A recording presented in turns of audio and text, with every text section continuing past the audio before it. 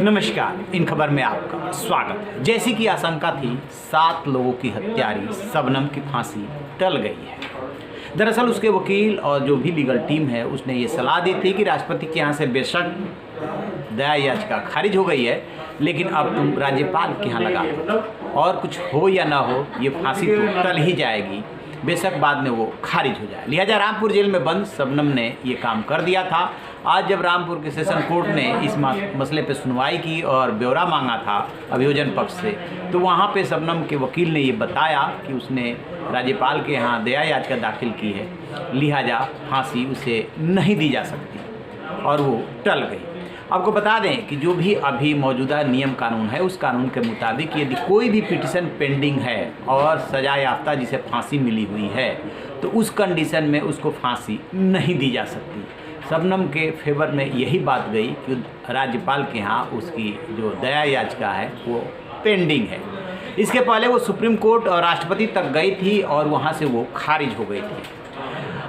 Pending से ही समस्या का समाधान नहीं हो जाता है, वो तब तक के लिए राहत मिल जाती है जब तक वो पेंडिंग है। अदरवाइज जब राज्यपाल के यहाँ उसकी स्क्रूटनी होगी और गृह मंत्रालय केंद्र को और राष्ट्रपति को भेजा जाएगा, तब वहाँ देखा जाएगा कि क्या कोई नया तथ्य आया है, ऐसी बात बताई गई है जो पहले संज्ञान में नहीं लाया गया था, अदरवाइज वो खारिज ही हो जाता है। आपको बता दें कि शबनम ने वो काम किया जो आज तक किसी ने नहीं किया होगा, और किया होगा तो रेयरेस्ट ऑफ द रेयर होगा।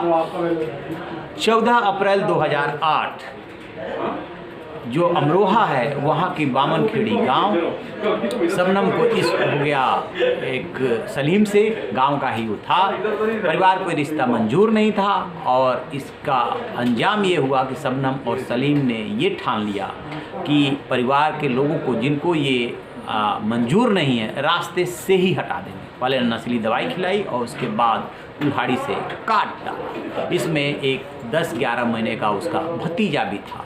माता पिता, 2 भाई भाभी और भतीजा सबको मार डाला। इसके बाद वो शव के पास बैठ करके रोने लगी और पुलिस को गुमराह करती रही कि लुटेरे आए थे और मार गए। पुलिस को वहीं से डाउट हो गया था कि ऐसा कैसे हो सकता है कि परिवार का 10 महीने का बच्चा मारा जाए और एक महिला को वो छोड़ जाए। इसके बाद उसका मेडिकल टेस्ट कराया गया था जिसमें वो प्रेग्नेंट निकली थी। पुलिस को कहानी समझ में आ गई थी। उसके बाद जब कड़ाई से पूछताछ की थी तो मामला खुल गया था। 2008 की ये घटना 2010 में सेशन कोर्ट से फांसी की सजा हुई, जिसको हाई कोर्ट ने भी कंफर्म किया। उसके बाद वो सुप्रीम कोर्ट तक गई, राष्ट्रपति तक गई, लेकिन उसे राहत नहीं मिली। अब उसके 12 साल के बच्चे ने, जो कि जिसका नाम ताज है, वो अब कह रहा है कि माँ को छोड़ दिया जाए। राष्ट्रपति अंकल, मैं तो बिना माँ का हो जाऊँगा, मेरे देखभाल कौन करेगा। वो पल रहा है। शबनम के ही एक दोस्त के यहाँ उसकी शिक्षा दीक्षा चल रही है, लेकिन अब देखते हैं कि आज तो फांसी टल गई, आगे राहत उसको मिल पाती है या अंततः देश की पहली महिला वो होगी फांसी के फंदे पे झूलने वाली। और मथुरा जेल में इसकी तैयारी चल रही है, जो कि मथुरा जेल में ही महिलाओं को फांसी देने की व्यवस्था है पूरे उत्तर प्रदेश में।